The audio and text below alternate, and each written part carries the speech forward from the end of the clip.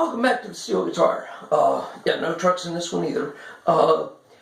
When I did my 3-amp shootout, Don Christie and a couple other people were asking how I played Faded Love. For those that were unsure, that was the song I played on E9th.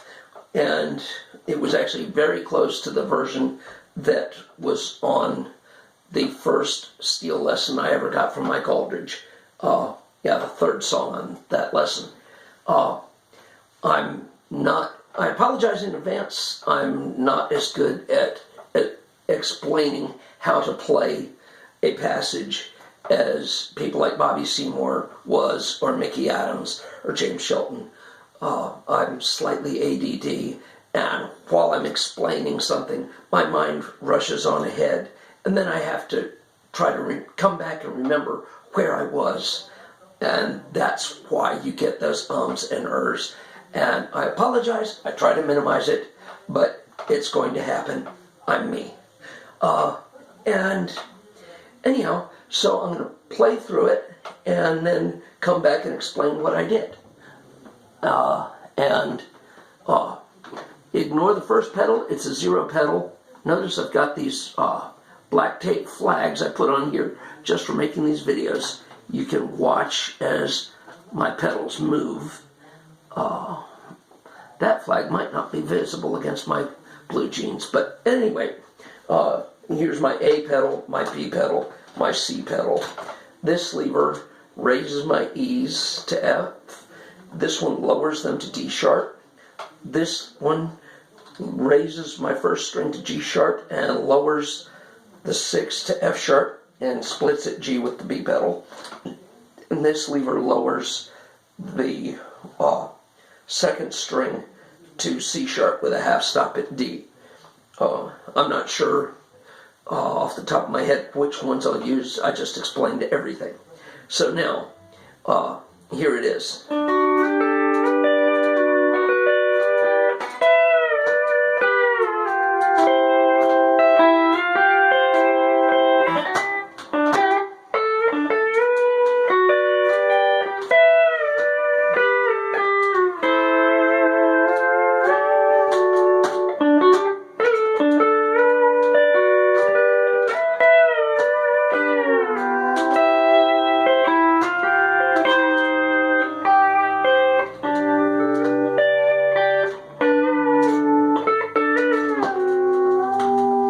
I forgot my vertical lowers my B's to A sharp. I was actually taught it by finishing it because my first guitar didn't have that lever. I went,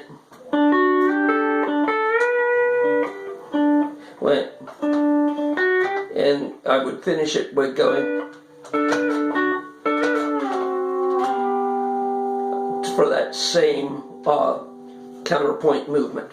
But anyhow, you start on the 8th string and then hit the 6th string and add the B pedal almost as soon as you hit it.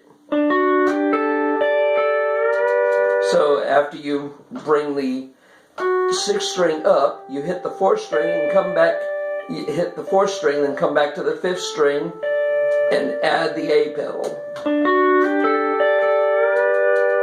And if you're going to play country music, you need to know that figure. And then while you're holding the A pedal down, you lift up on the B pedal. And then come up to the 12th fret with no pedals, hit the 4th and 5th strings, and then slide back down to the 10th string while adding the B pedal. And that, you hit the 4th and 5th string. Wait a minute.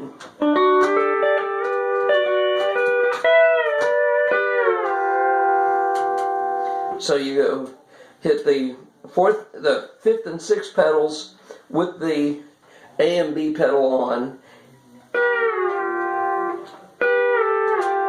Yeah, it's you could move them both at once, but with all the pedal steel licks, it really sounds cooler if you move it in stages, kind of like the way the Everly Brothers move their harmonies. So you lift up on the A pedal, and then you slide down.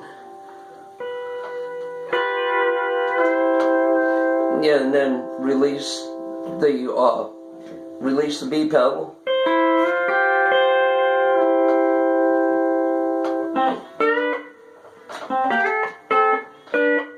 Wait a minute.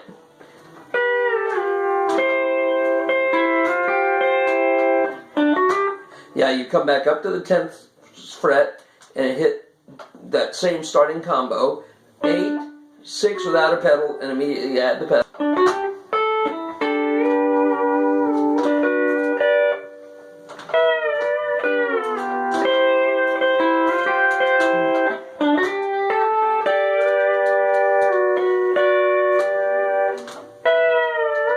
So it's the same as the first phrase, but then you come down to the 8th fret, hit strings 8, 6, and 5 with the A pedal, add the B pedal, so you're implying an F chord even though the rest of the band is still on G. As you move up to the 10th fret while releasing the A pedal, so when you get to the 10th fret, you've just got 8, 6, and 5 with the A pedal. And you release it just slightly after the rest of the band gets to the D chord.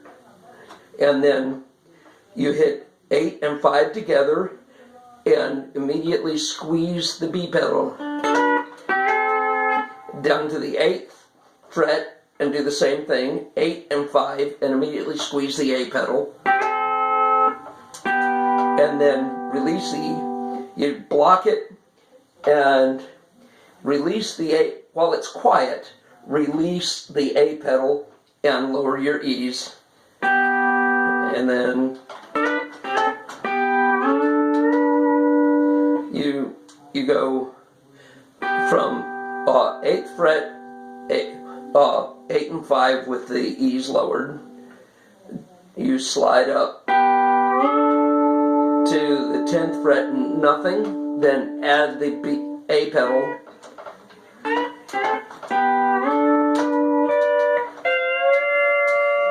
So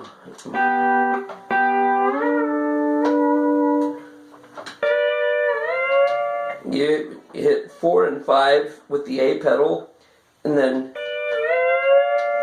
as you're sliding, release the A pedal, and then when you get to the 13th fret, you add the A pedal, and then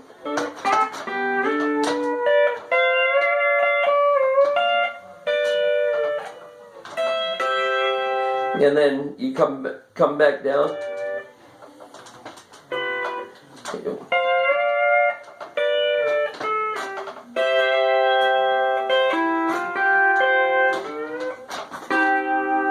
And then if you have the split between your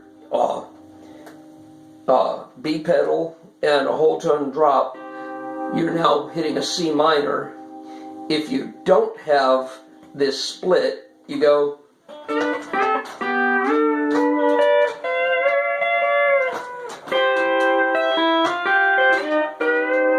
just come up to the 11th fret and hit the A pedal, and that gives you your same C minor, and then you go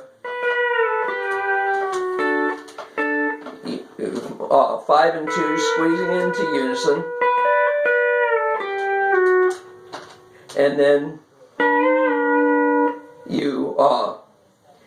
you don't quite move up to the 11th fret. I guess you can, but I usually just slant the bar, so with the same time.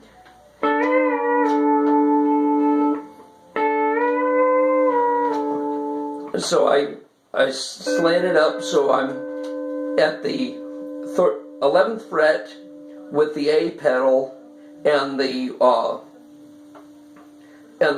8th string is still on the 10th fret.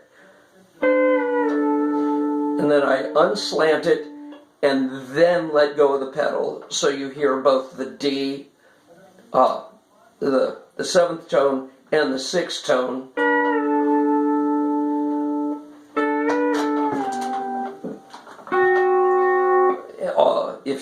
If you lower your B's, you go down to the 8th fret, lower the B's, and let them ring, and simultaneously release that lower and lower your B's. If you don't lower your B's, you go to get the same tritone, you come down to the 7th fret and raise your E's, and then you move up to the 8th while releasing the E raises and engaging the E lowers, so you still get the same tritone resolution.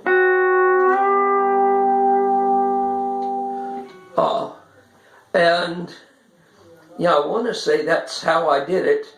I'll play it through again. Like I said, I've been playing it this way since 1980, so some of it is just in muscle memory, and I don't actually think about it. So watch what I'm doing, and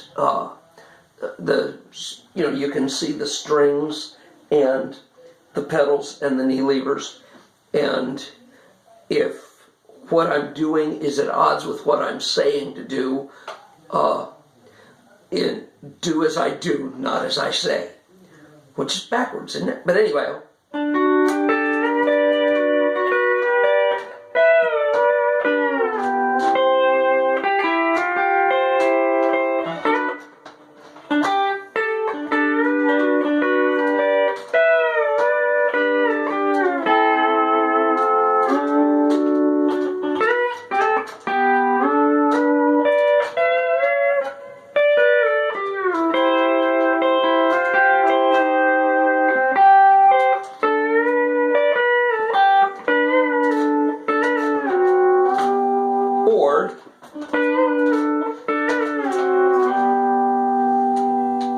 Anyhow, so there's how I did the Faded Love off that 3-amp shootout. And I thank you very much.